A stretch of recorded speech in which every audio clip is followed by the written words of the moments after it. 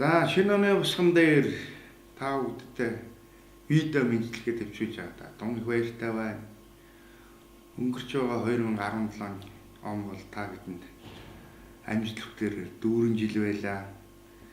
Та бүгд одоо Монголын хөлбөмбөгийн албаны ажлын хамгийн их гол хүнд хэсгийг нугуулж авдаг шүү. Та бүгдтэй бол би үргэлж баярлж дэмжиж явдаг гэдгээ энэ видеод бичлэгээр дэвшүүлье. За ингээд та бүгд шинэ оноо сайхан ухтаа нар салхинд ирж энерги аваад амжилттай 2018 онд ажиллана гэдэгт итгэж байна. Бүгдэн чинь ад жаргал сайн сайхан хүний хүсэн ирвэё. Минчил дэвшүүлсэн жаргал сайхан. За энд цай байгаа шинэгтөө. Шинэ оны минь сайхан баярлцгаарай.